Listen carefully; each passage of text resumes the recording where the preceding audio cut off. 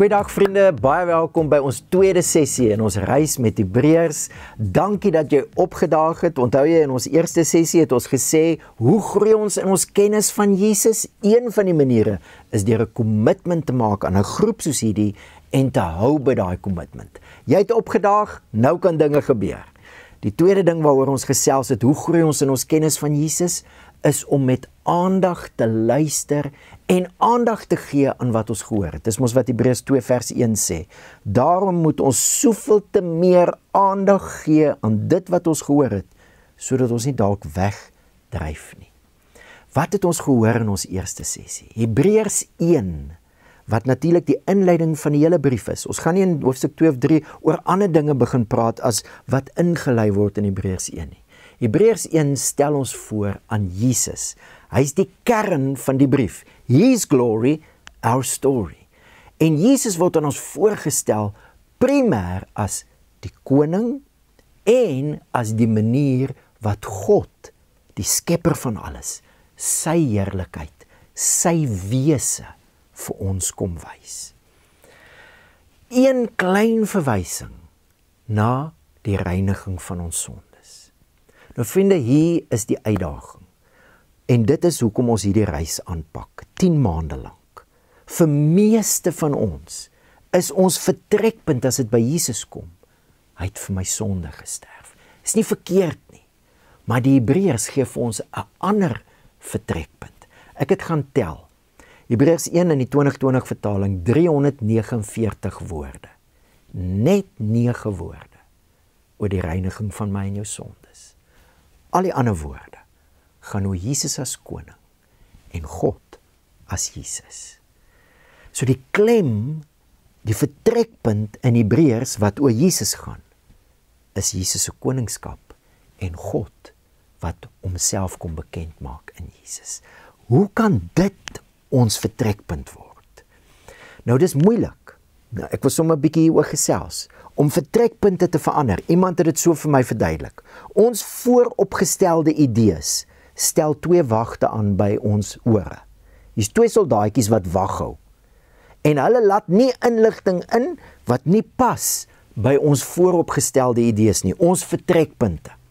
Die enigste manier wat daai 2 wagte gefnuik kan word, gebypass kan word, is deur skok, deur stories en deur herhaling.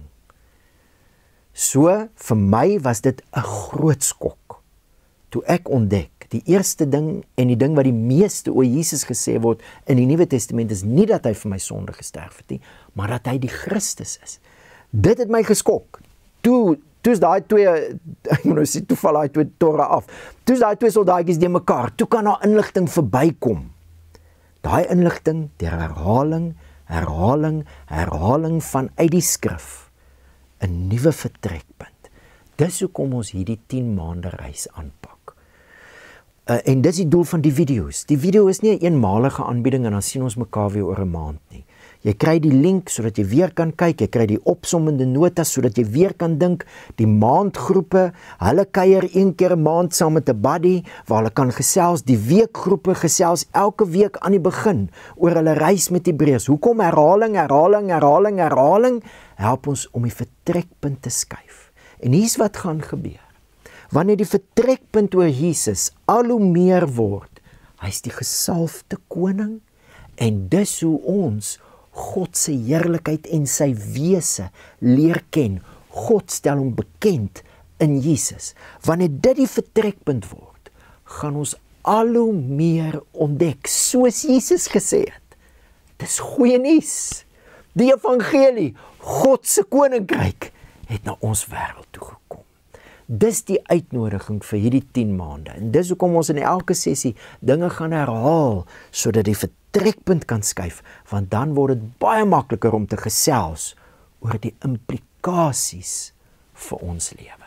So voor ons induik in vandag se detail, onthou nou, His glory, as ons regtig Jesus wie hy is, ons vertrekpunt maak, ontdek ons storie. Voor ons in die detail induik van vandag se aanbieding, kom ons gesels net so 'n bietjie oor alledaagse voorbeelde van hoe persepsies verander. Kan jy aan 'n voorbeeld dink waar jy op 'n manier gedink het oor iets of iemand en toe gebeur daar iets en toe het jy anders begin dink? Jou persepsie, jou vooropgestelde idee het verander. Kan jy aan so 'n voorbeeld dink? Kom ons pause die video en dan draai ons na een ander persoon toe. En as jy nie 'n voorbeeld het nie, miskien het daai persoon een, as hy nie een of sy nie een het nie, miskien is daar iets in die groep, maar kom ons gesels net so 'n bietjie oor vertrekpunte, vooropgestelde idees wat kan verander. Dit gebeur elke dag. En dit is die reis waarop ons is, deur Hebreërs, sodat Jesus al hoe meer die gesalfde koning kan wees. En dis die vertrekpunt. His glory, our story. Kom ons pause die video en ons gesels so 'n bietjie. So Hebreërs 1 wil vir my en jou 'n bril gee. Twee lense, die een lens Jesus as gesalfde koning, die ander lens God as Jesus. En as ons daai bril opsit en ons lees dan die res van die brief. En vriende, een van die maniere hoe dit ons bril word is deur herhaling, herhaling, herhaling. En dis waarvoor ons dan hierdie video opneem en die notas vir jou gee, dat jy die res van die maand kan herhaal, kan besig wees. Hoe lyk temas in die brief Hebreërs as ons hierdie bril op het? Jesus as koning, God as Jesus. En ek wil jou uitnooi om hierdie maand veral te fokus op een tema, wat ons dwars deur die Hebreërsbrief optel. Die tema van Jesus, wat sy lewe gegee het aan die kruis. Hebreërs noem dit 'n offer. Jesus se offer aan die kruis. So met ander woorde, ons lees hierdie verse nie in die eerste plek met die vraag, wat beteken dit vir my lewe nie, maar in die eerste plek met die vraag, wat sê hierdie verse oor die offer van Jesus, oor hom as gesalfde koning, en oor God as Jesus. Onthou jy, Jesus is die uitstraling van God se heerlikheid, die afdruksel van sy wese. Hoe lyk die afdruksel van God se wese, die uitstraling van sy heerlikheid, as ons sien dat die gesalfde koning sy lewe opoffer? Nou in Hebreërs 2 lees ons al van Jesus se dood. En Hebreërs werk so, jy sal dit kort sien, daar's 'n stuk wat jou herinner, jy moet aandag gee. Ek moet aandag gee aan dit wat ek lees, dit wat ek hoor uit Hebreërs uit. Ek moet aandag gee en dan gaan hy weer verder en praat oor Jesus. Dan weer 'n stuk wat sê ek gee aandag, en dan weer verder oor Jesus. Dis hoe die ritme van die brief werk. So in die eerste deel van hoofstuk 2 is dit aandag gee aan wat jy hoor en dan begin hy praat in Hebreërs 2. Hier van vers 5 af praat hy oor die toekomende wêreld wat onder 'n heerskappy geplaas word, nie van engele nie. Dan haal hy Psalm 8 aan en dat dit eintlik is dat God die hele wêreld aan die mens gaan onderwerp, maar dan sê hy in vers 8, ons sien nog nie dat alles aan die mens geonderwerp is nie, maar aan wie is dit geonderwerp? Dan sê hy, ons sien Jesus met heerlikheid en eer gekroon, hy wat deur sy lyding tot in die dood vir 'n kort rukkie minder as die engele gemaak is, sodat hy deur God se genade ter wille van almal die dood sou ervaar. Baie duidelik gaan Jesus se dood saam met sy koningskap. Die een wat met eer en heerlikheid gekroon is, die koning van alles, is die een wat sy lewe gegee het. Nog 'n gedeelte in hoofstuk 2, dan sê hy, aangesien die kinders, mense, vlees en bloed deelagtig is, aan vlees en bloed deel het hy ook net so aan dieselfde dinge deel gekry. Hy het ook vlees en bloed deelagtig geword, sodat hy deur sy dood, die een wat oor die dood mag het, dit is die duiwel kragteloos kon maak. En sodat hy hulle wat uit vrees vir die dood, hulle hele lewe lank in slawerny verkeer het, kon bevry. Want hy is verseker nie oor engele besorg nie. Inteendeel, hy is oor Abraham se nageslag besorg. So wat hoor ons as nou die bril op het, Jesus as gesalfde koning en God as Jesus, as ons kyk na Jesus se dood. Ons hoor, dis ter wille van mense, ter wille van almal. Hy's besorg en jy kan dit klink asof hy net besorg is oor mense wat uit Abraham se familie uitkom, maar dis nie so nie. Hy ter wille van almal het hy gesterf deur God se genade. En Johannes 3 vers 16, so lief het God die kosmos gehad, dat hy sy enige gebore seun gegee het. So dis nie net vir party mense nie, die enigste rede kom Abraham hier aangehaal word, is almal wat dan nou glo in hierdie koning wat sy lewe gee, word die nageslag van Abraham. Maar dit wat die koning doen, is terwille van almal, besorg. Die een Engelse vertaling sê so mooi, taking special thought. Op 'n ander plek word Jesus beskryf, Hebreërs 4, Jesus is nie iemand wat nie medelee met ons swakhede kan hê nie. Medelee, taking special thought, besorg. Dis die motief waarmee hierdie koning sy lewe gee. Dis wat in hom lewe, terwyl hy sy lewe gee. Hy is besorg, hy het medelee, taking special thought. En nou onthou ons, die ander lens, as ons na die koning kyk, sien ons God, die skepper van alles. God, wat medelee het. God, taking special thought. God, wat besorg is. Vriende, hoe Paulus dit stel, hy praat met die ouderlinge van 'n gemeente in Efese, en dan sê hy, julle moet mooi sorg vir die gemeente, Handelinge 20, want die gemeente, hy is hier so die gemeente beskryf, die gemeente van God, wat hy deur sy eie bloed verwerf het. Hoor jy? As ons kyk na die offer van Jesus, sien ons God se bloed. So hier is 'n gedagte wat ek wil uitnooi om vir die volgende maand mee te journey. Wanneer ons kyk na Jesus se offer aan die kruis, wat sien ons?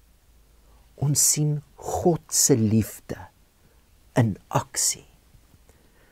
En die term wat ons wil gebruik is shared identity. Dit sou geen sin gemaak het, geen sin, as die Bybel sê, God het ons lief, en toe stuur hy iemand anders om te sterf nie. Geen sin nie.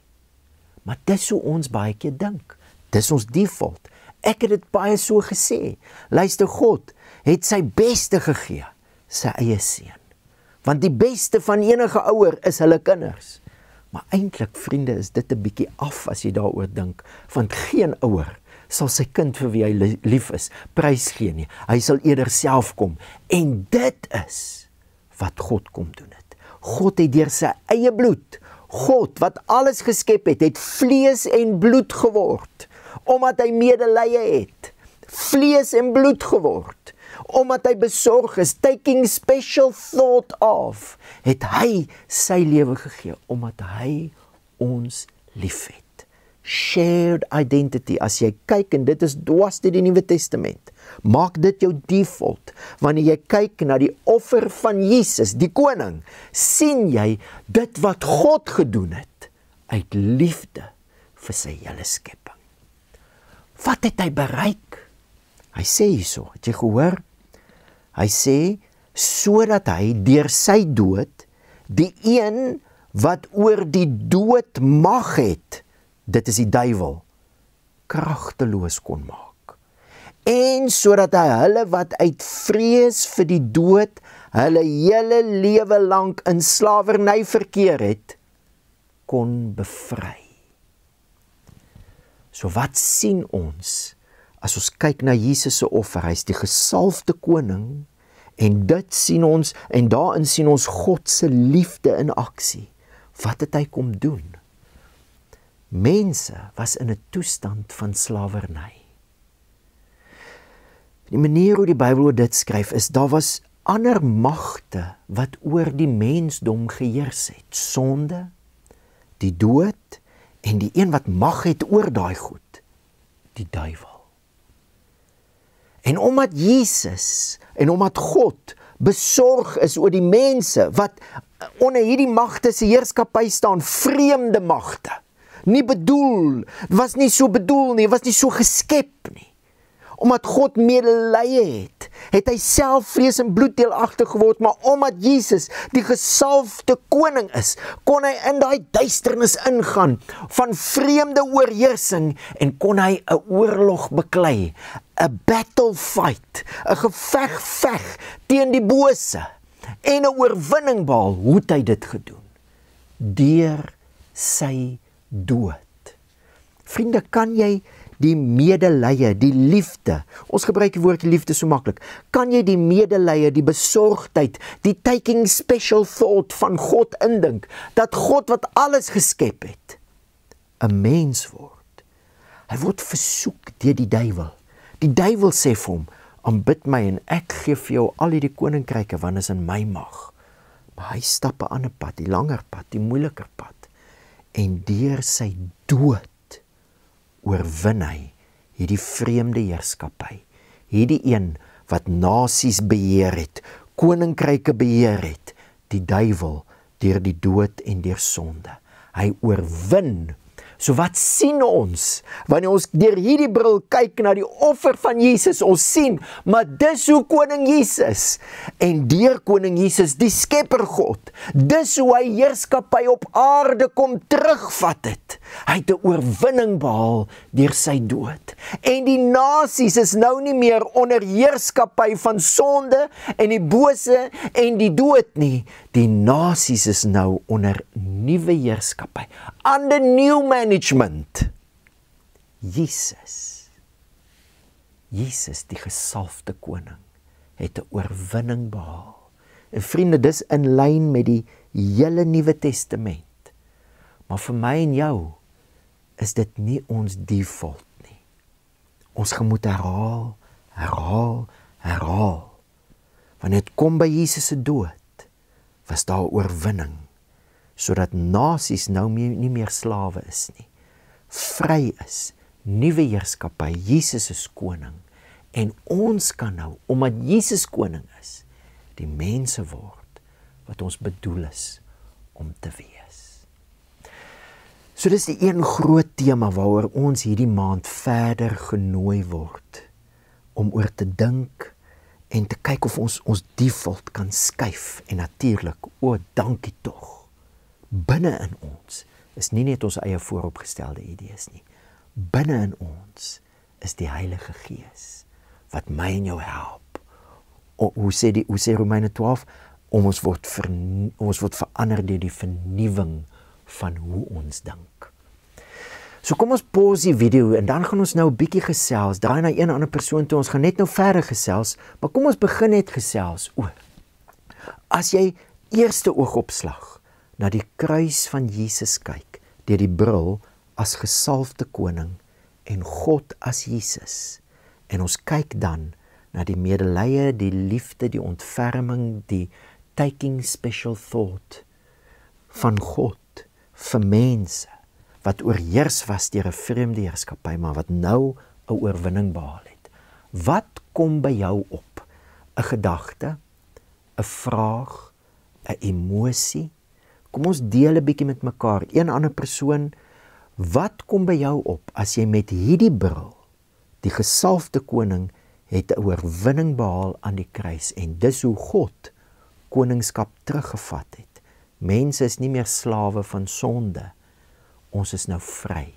Ons het 'n nuwe koning. Wat kom by jou op as jy deur daai bril na die offer van Jesus kyk?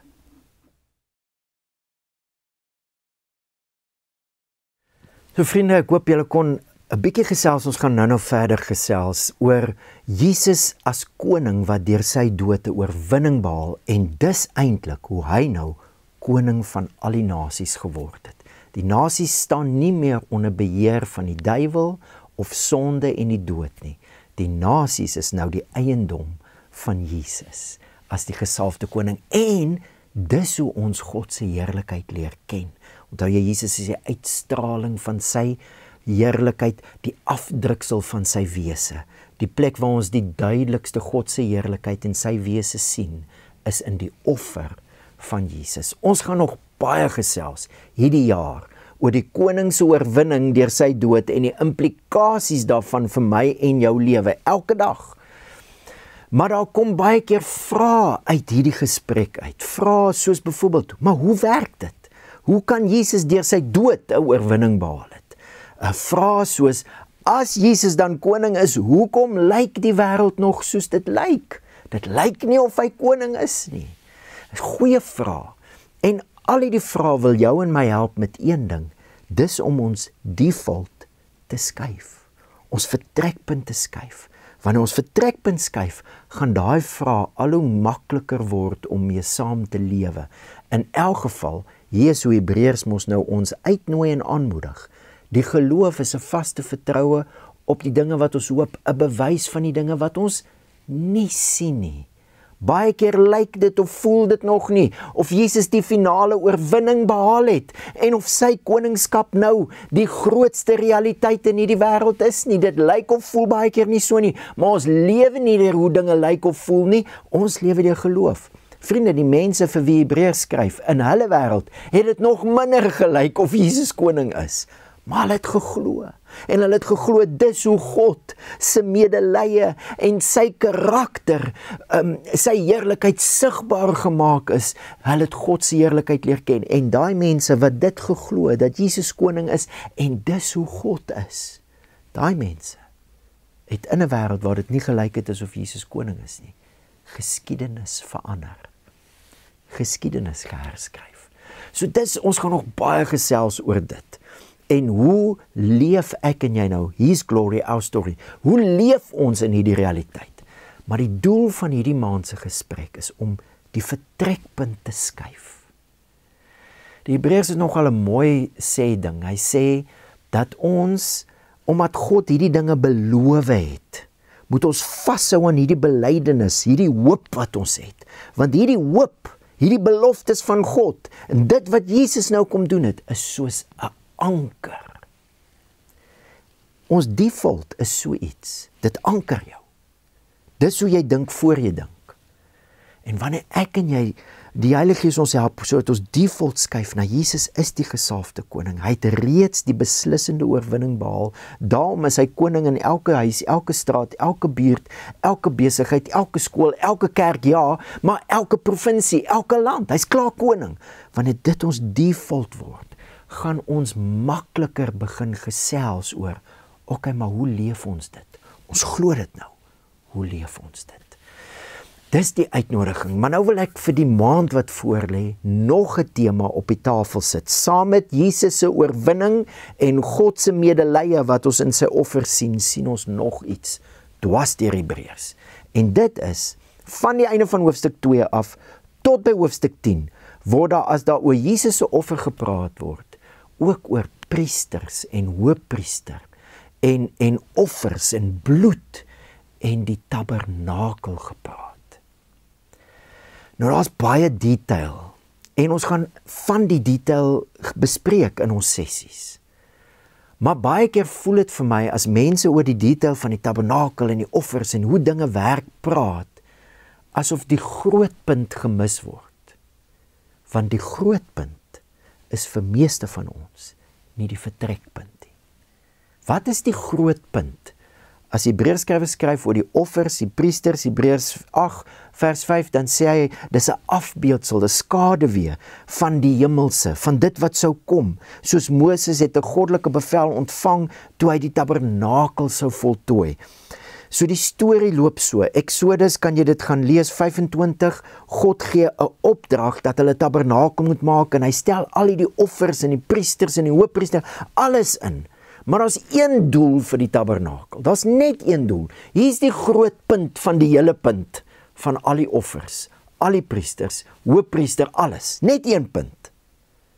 Ook moet hulle vir my 'n heiligdom maak, dat ek in hulle midde kan woon. Volgens alles wat ek jou laat sien, die voorbeeld van die tabernakel en die voorbeeld van alles wat daarbey hoort, so moet julle dit maak. Wat was al die goed wat Moses moet maak en alles wat hy moes instel, priesters, offers, alles? Een ding, God wil by sy mense woon. Nou vriende, vir meeste van ons is dit nie ons vertrekpunt nie. Ons default is dat God wil hê, ons moet by hom kom woon. En dis wat Jesus met sy offer reg gekry het, dat ons by hom kan gaan woon. En vriende, dit is nie hoe Hebreërs die storie vertel nie. En Hebreërs gebruik die Ou Testament. Dis presies nie waaroor die Ou Testament gaan nie. Van Genesis af. Kyk maar na Eden. In die aandwindjie het hulle God se stem gehoor. God woon by hulle. Dis wat dit beteken dat God rus op die 7de dag. Psalm 132. Staan op, Here, na u rusplek, u en die ark van u sterkte. God se rusplek is sy woonplek. Hy trek in. Hy bou vir hom huis en hy trek in. En nou bou hulle vir hom 'n tabernakel en hy trek in, want hy wil by sy mense woon. So wanneer ons kyk na die offer van Jesus en sy bloed, sê die Hebreërskrywer, moet ons dink aan die tabernakel. Alles is daar deur bloed besprinkel, die lepeltjies en virkies, ek weet nie baie van die detail nie, maar ek gaan ook nog leer oor dit. Maar alles is met bloed besprinkel. Hoekom? Want die heilige God wat alles geskep het, wat lewe is, dood kan nie in sy teenwoordigheid bestaan nie, want hy is lewe. Nou sprinkel hulle alles met bloed, want die lewe is in die bloed. Sprinkel alles met bloed, sodat God by sy mense kan woon. Dis die doel. Ons kan op baie ander detail praat, maar moet asseblief nie die punt van die storie mis nie, en maak asseblief die punt, die vertrekpunt. Wanneer Jesus 'n offer aan die kruis bring, bou hy vir God 'n nuwe huis. Ek weet nie of jy kan onthou, as Hebreërs 1 mos die profeet aanhaal, Nathan wat vir Dawid sê, God beloof, een van jou seuns sal vir altyd koning wees, dan sê God mos, en dis wat Hebreërs aanhaal, ek sal vir hom 'n vader wees, hy sal vir my 'n seun wees. Maar 2 Samuel 7, net voor dit, sê, hy sal vir my naam 'n huis bou. Hierdie laaste koning, die gesalfde koning, die Christus, wat ook seun van God sal wees, hy gaan vir God 'n huis bou. As jy kyk na die offer van Jesus dwars deur Hebreërs, is dit wat Jesus kom doen het. Deur sy bloed word ons nou gereinig, sodat ons God se woonplek kan wees. Sy huis. Dis presies wat Hebreërs 3 sê, vers 5. Moses was wel as tempeldienaar getrou in God se hele huis, tot 'n getuienis van wat verkondig sou word. Maar Christus was as seun getrou oor sy huis, en ons is sy huis. Geweldig baie implikasies vir dit. Jesus wat 'n oorwinning behaal deur sy dood, dis hoe ons God leer ken, en dit sê hy is nou koning van alles. Dis hoe hy koningskap teruggevat het, die oorwinning. Maar daai selfde offer het ook vir God 'n huis gebou. God woon nou in ons. Hierdie God van medelee, hierdie God van taking special thought of, hierdie God wat nie net concerned was nie, maar compassion gehad het en mens geword het, vlees en bloed, medelee. Hierdie God van medelee het nou 'n huis in hierdie wêreld. Sy heerlikheid woon nou in sy mense, die mense wat nou in Jesus glo. Jesus se bloed maak ons skoon genoeg dat ons God se huis kan wees, sodat sy heerlikheid vanuit sy huis die aarde kan vul. Dis presies wat Hebreërs 2 sê, dat God wou baie kinders na die heerlikheid toe lei. Wat beteken dit? Een van die dinge wat dit beteken is dat ons word nou sy huis waar sy heerlikheid woon, sodat sy heerlikheid, omdat hy klaar koning is, nou omgewings kan vul. Ons gaan vir die res van die jaar gesels oor die implikasies. Maar vir nou, kom ons vertrou die Here vir nuwe vertrekpunte. Jesus is koning. Sy dood was die oorwinning, beslissend. Nou is hy koning van alles, elke nasie. En daai koning is 'n koning van medelee, taking special thought, besorg. Daai koning wys vir ons wie God is, en daai koning het vir God 'n huis gebou. Dit is ons. Sy medelee woon nou in ons, en ons is die draers van sy heerlikheid. His glory, our story. Dis aan die einde van hierdie sessie. Onthou nou ons 3 vrae. Nommer 1, wat verstaan jy uit hierdie aanbieding? Nommer 2, waaroor wil jy graag meer leer en ondersoek instel? Nommer 3, wat wil jy dadelik implementeer in jou lewe? En dan gesels ons in die maand wat kom. Onthou die maandgroepe, kry 'n buddy-sisteem, hê iemand met wie jy een keer in die maand ook persoonlik kan gesels. Ons weekgroepe, ons begin elke week met bietjie terugvoer oor ons reis met Hebreërs. Kom ons bid saam. Hemelse Vader, dankie dat U deur U Gees in ons woon en dat U ons help om nuwe vertrekpunte te vorm. Dankie Koning Jesus vir U oorwinning. Dankie vir U wat U lewe gegee het. Dankie vir U liefde, Here God, wat in hierdie daad vir ewig en vir altyd verseël is teenoor ons. Here, terwyl ons nou verder gesels, deur die werking van U Gees, skuif ons vertrekpunte. Dat ons die gesalfde koning in sy oorwinning sien, dat ons God as skepper in die offer van Jesus sien, en dat ons sal besef, ons is nou U huis. Ons bid dit in die naam van Jesus. Amen. Vriende, baie seën vir die gesprekke en vir die reis vir die maand wat voorlê. Ons sien weer volgende maand.